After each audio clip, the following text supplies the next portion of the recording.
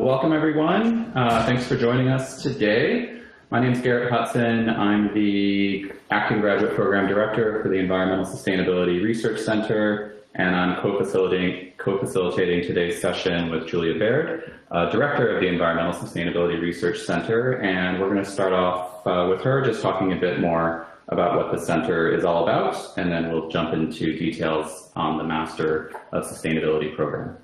Okay, yeah, thanks, Garrett. And maybe I'll just introduce the two other people in the room that you see here. Erin Isaac is our coordinator, so if you were to apply to the program, the person that you would be interacting with if you had any questions, and we'll be facilitating our admissions process.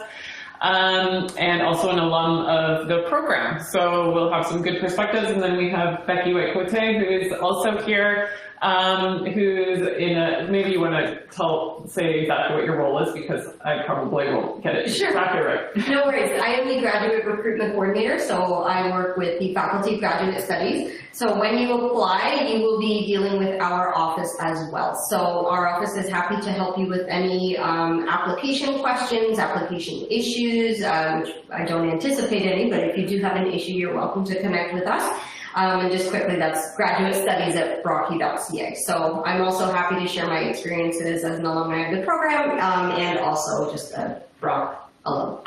Yeah, okay, great. Thanks both for being here. So yeah, a little bit of an introduction to our center. We are the Environmental Sustainability Research Center. We're in a beautiful little farmhouse on the edge of the Brock campus. And we have been in here for some time. We're a relatively large group of faculty with all slightly different roles in this center, and we come from across the entire university in terms of our disciplinary perspectives. So we are very much a transdisciplinary community, and transdisciplinary means that we bring a variety of different perspectives to our shared interest in environmental sustainability, and we also have a strong focus on working with non-academic partners and organizations as we do our work. So it tends to be problem-focused and solutions-oriented. As part of our work, we are called the Research Center, but in fact we offer a wide range of programs. We have an undergraduate minor, but we also have the Masters of Sustainability, which is what we're going to focus on today. And we also have a PhD in Sustainability Science. So if you are thinking that after a Master's, you may want to continue on and do a PhD, there'll be an info session on that in a couple of hours, so you're welcome to also just let us know, and we can make sure that you have access to that stream as well. Okay, I think we can go on. Thanks. I can chat about the 3 different schemes, if that's okay. Yep. So the Master of Sustainability program includes 3 pathways to choose from: course-based, major research paper or co-op, and thesis. Funding packages are guaranteed for full-time research-based students, and applications are due February 3rd, 2025. I'll take a few minutes and introduce each of these degree pathways. The first is strictly a course-based program. Students in this pathway will complete 3 terms of coursework consisting of the following components: 4 half-credit core courses, a minimum of 3 half-credit sustainability and science elective courses, a maximum of 3 half-credit non-sustainability science and society elective courses. This pathway is designed to be completed in 12 months, and students who complete these requirements will earn the title Master of Sustainability. This is a professional program for those who wish to pursue or are already engaged in an environmental sustainability career path, but who do not necessarily need or want to conduct research or need the professional experience that a co-op may provide. Students in the MRP and co-op pathway will complete the following components to earn their degree: 2 terms of in-class work, 1 co-op work term, 1 term of writing a major research paper, and this pathway is designed to be completed in 16 months, and students who complete these requirements will earn the title Master of Sustainability Co-op. Students who complete this pathway tend to want the applied experience that comes with working in the field and the research experience that comes with completion of a major research paper under the guidance of a supervisor.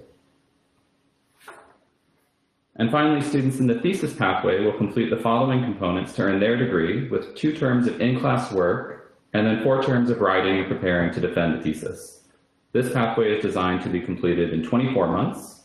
Students who complete these requirements will earn the title Master of Sustainability, and those who choose this pathway are often interested in conducting in-depth research that relates to a career in environmental sustainability research and is also helpful for those interested in pursuing doctoral research.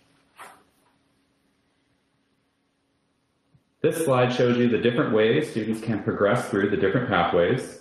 The course-based pathway taking the shortest amount of time at 12 months, and the thesis pathway taking the longest amount of time at 24 months. The other thing worth noting are the intensive blocks of time that are meant to give you the space you need to immerse yourself in the learning and research opportunities that these programs provide you with, whether that's immersion in coursework, co-op, or research, or a combination of the two.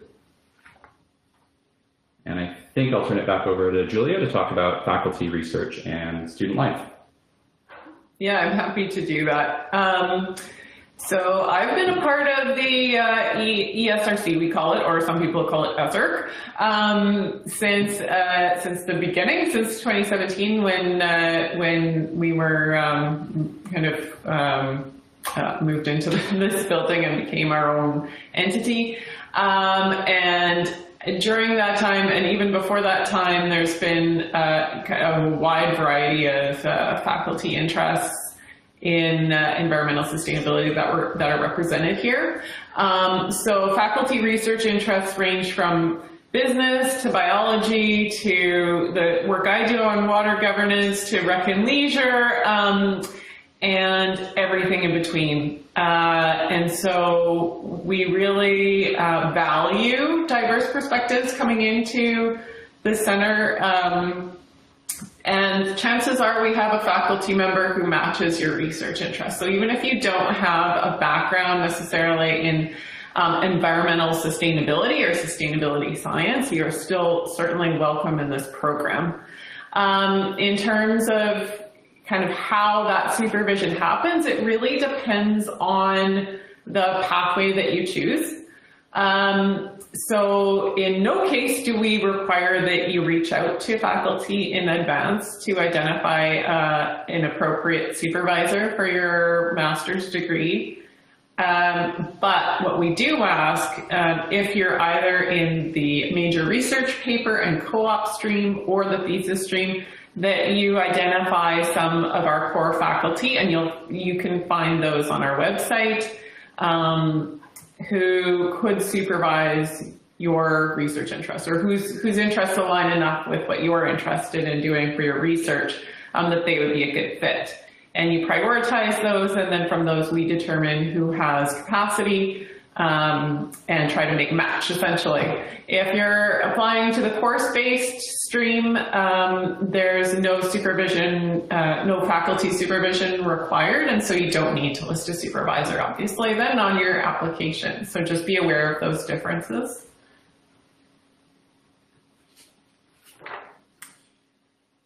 Yep. Yeah, I can talk about this. So, okay, so my face is on there. So a little bit about student life and research. We try to really create a kind of vibrant research culture in our programs.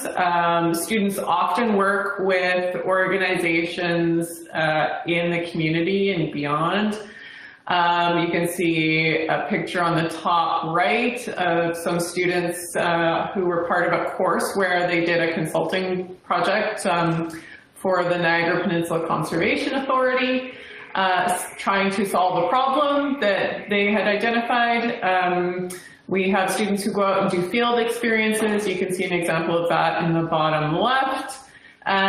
We try to bring multiple perspectives into our teaching and research, and you can see some students on the bottom right who are sitting around a fire, and that is a space that's generally held for kind of Indigenous engagement and teaching.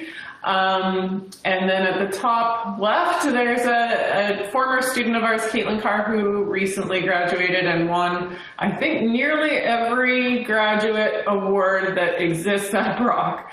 And I'm very proud to say that I was one of her supervisors along with Amy LeMay, who co-supervised Caitlin. And so I think there's lots of opportunity here to engage in different ways and with different ways of knowing in our program, and also some good opportunities to celebrate student research as well. Thanks, Julia. Some of the course options and requirements that will be available to you include Foundations in Sustainability Science, Problem Solving in the Environment, Just Transitions and Sustainability, Climate Change Planning and Adaptation, and Landscape Ecology. And some of our recent thesis and major research paper topics include Environmental Racism, Proximity of Environmental Hazards and Benefits to Visible Minority Communities in Ontario, Canada, Gen Z and Sustainable Diets, a Holistic Perspective, Understanding the Dimensions of Climate Change Misinformation, and the Risk of Greenwashing in Corporate Social Responsibility Communications. Career opportunities after graduating include Climate Change Specialist, Climate Coordinator, Consultant, Environmental Planner, Forestry Technician, Natural Resources Specialist, and Sustainability Scientist. And some of our co-op positions have included Climate Change Intern with the Niagara Peninsula Conservation Authority, Environmental Education and Stewardship Student, Niagara Parks Commission, Environmental Officer with the Ontario Department of Environment, Conservation and Parks, Inspector for the Canadian Food Inspection Agency, Intern for the Town of Lincoln, Ontario, Public Affairs Coordinator for DeFasco, Sustainability Researcher for the Government of the Northwest Territories, and Sustainable Transportation for the City of Kelowna. That got cut off at the bottom there.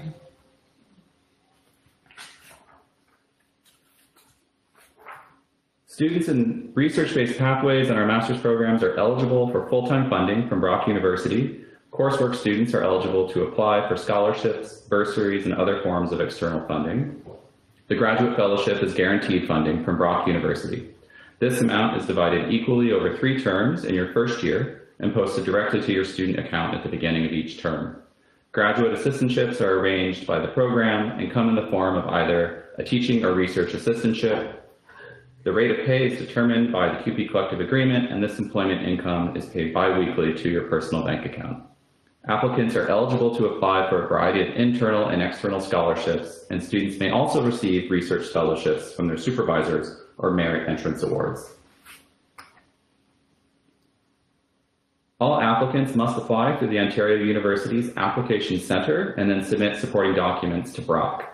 Admissions criteria include a 4-year bachelor's degree or equivalent from an accredited university with a minimum 75% average over the last 2 years of full-time undergraduate study, proof of English language proficiency for students who have not completed 2 years of study in English, and your application checklist should include your CV, written statement of intent, a ranked list of 3 core faculty members who can potentially act as your supervisor and principal for research-based students, and 2 academic references and your transcripts. And again, the application deadline is February 3rd, 2025. We're thankful that you joined us today. We have lots of time for questions and folks in the room who hopefully can answer those questions for you. And I will stop sharing the presentation so that folks can hopefully see everyone. Thanks again for joining us. And I would say if you have, so the way to ask questions is through the chat function in the live stream. So if you have a question, please type it in and I'm happy to read that out. While we're waiting for questions to come in, I wonder if maybe Erin or Becky want to talk a little bit about your experiences as a graduate student in the program. And, sure. So when I joined, I had the perspective also of being a mature student. So if anyone out there today is a mature student, then welcome.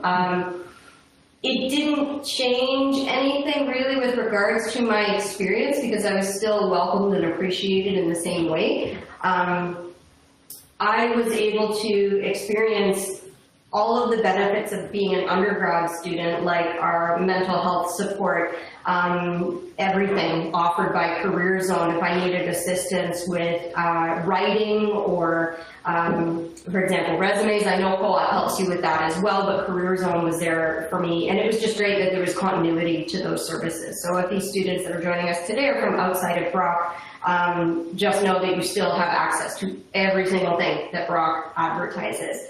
I have a memory of going to class, and I studied tourism and environment with a focus on tourism business. But I remember being in class, and it was my first real, true interdisciplinary experience. And the professor was asking questions, and some of the answers were so different from what I personally would have thought of in, from my social science background. And it almost made me panic because I'm like, why didn't I do that? Why am I not thinking about these things? So I just want to tell students that you will encounter people that have so much knowledge in so many different areas, and it really makes for some really interesting classroom discussion and helps to just broaden your mind to the different ways that you can think about these problems. So sorry, I'm looking at everybody. I'm not sure if I should be looking at the camera, but I think you can look there. Okay, cool. Yeah, so that was, I remember just feeling a little bit nervous, but now with the supports as well offered by the Faculty of Graduate Studies, like onboarding, our writing cafes, one-on-one writing support, scholarship supports, there's even more in place for support for graduate students. So that was kind of an everything kind of answer, but I liked it so much I came back to work here. So if that tells you anything about how I feel about Brock. That's great. Thanks, Becky. Yeah. No, that's great. I also am a graduate of the master's program. I graduated really recently, actually. I had my graduation in June. Coming to Brock, it was my first time going to university away from home. I did my undergrad at York in Toronto, and I moved here, and everyone was so welcoming and so supportive. And like Becky said, there were so many supports to get me set up in the program, in the area, in the school. The transition was so much easier than I could have imagined, and I couldn't have done it without those supports. The faculty was so supportive. My first term, we did coursework, and the professors were incredible. I learned things that was beyond what I even expected to learn. It was so hands-on. It was challenging in an exciting way, and the co-op experience was also incredible. I had the position of climate change intern at the Niagara Peninsula Conservation Authority. I had such a great experience there in my internship where I got to do an inventory for the urban canopy in the town of Fort Erie, which was really exciting, and I learned a lot. I enjoyed the position there, and my coworkers were excellent, and they ended up hiring me as soon as I graduated from the program. So many networks are built through that co-op program, so I can't stress enough how integral that was to my professional and educational success. At the end of my co-op term, I was able to do research in the MRP process, and I did my research on invasive species management, specifically focusing on the spotted lanternfly. And my supervisor was Marilyn Carey. She's excellent. I'm still in close contact with her. The relationships I built here, the professional and educational development I received was just invaluable. So really excited to be here, and yeah, excited for new applicants as well. Yeah, thanks so much, Erin. It's great to hear student perspectives on the program. Never get tired of that. We have a question from Alicia, and this is maybe one I can answer, and then if anybody else wants to chime in, you're welcome to. She asked, are mature students able to use a professional reference for applying, or is it only academic references? And that's a really great question, and one that we encounter every so often as we have mature students apply.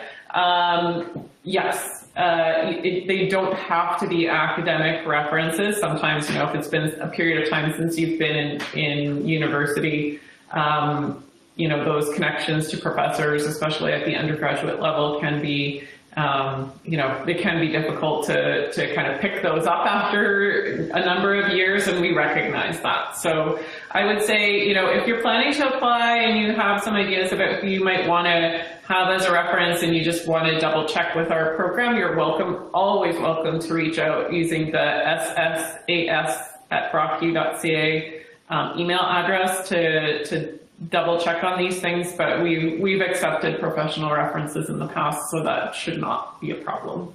I don't know if you want to add anything. No, that's my experience. Okay, yeah, good question, Alicia. Let's see if there are any others. There are not. Okay, I think if there's anything else I can tell you, that would be interesting. Maybe one thing that I will just talk about is how our program has changed as of this year. So the course-based stream is actually a new stream, and it is meant to be quite flexible. So creating opportunities for students who may be working and want to do a master's part-time. That's definitely an option with the course-based stream. And we're aiming to have some flexibility also in terms of a mix of in-person and online courses. So just be aware that, you know, this course-based stream is probably like maximum flexibility is kind of the aim with that one, to create opportunities for students who otherwise may have some challenges in doing a master's degree in this area but want it and see the value in it. So just maybe worth sharing that. And Alicia says, thank you, you're welcome. Okay. I don't see any other questions. If you do have some, don't be shy. But if you prefer to email our program, I think you can also do that. We are monitoring our email regularly. Again, I'll just let you know what that email address is. It's ssas@brocku.ca. So you're welcome to reach out with any questions you have. Erin is likely to be your first point of contact on that. So yeah, don't hesitate if you have any kind of lingering concerns or questions. And we hope to see you in fall, next fall.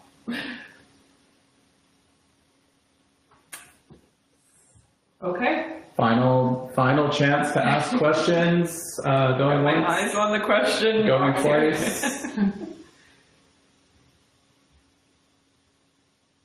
I Okay. don't see anything. Okay. Well, thanks everyone for joining us today, and do feel free to follow up with questions. I know the online environment is not necessarily the place where people always feel comfortable asking, but this is a wonderful group of people to work with. They'd be more than happy to answer any questions that come up, and we thank you for joining us today. And I think with that, we can close things. will close things. Okay. Oh, you know what? I just saw a question. Oh, we are not closing things. Ooh, hang on. Okay. Here we go. Good eyes. I love those last minute things. Okay, here we go. I completed my graduation in 2021. Does this 2-year gap in study will affect master admission? No. We have multiple applicants who take a break between their undergraduate and graduate level education. Becky, it would be an example of that. I don't know, did you take a break between yours? I took a 1-year gap. That's Yeah, so did, I think a lot of us do. That's quite typical. And so, no, absolutely not. I think, the question about references, again, is probably maybe relevant to you as well then. It's okay to not have both academic references if there's been a significant gap between your undergraduate education and the graduate level one, and then so I would, if you're interested, please apply. I also just want to build on that, saying that I don't think a gap between your undergrad and your master's is a drawback at all. If anything, the skills you build while working in the field are beneficial to the master's program. And they'll absolutely help you in your program, in your education, in your future professional work. And yeah, I think those are strengths, and it's something that will help you. Great. Yeah, good question. Yeah, really good question. Okay. And we have a thank you from Sarah. Thank you, Sarah, for being here. Okay. We will, I think, end the stream now. Again, don't hesitate to reach out by email if there are any further questions. All right. Thanks, everybody.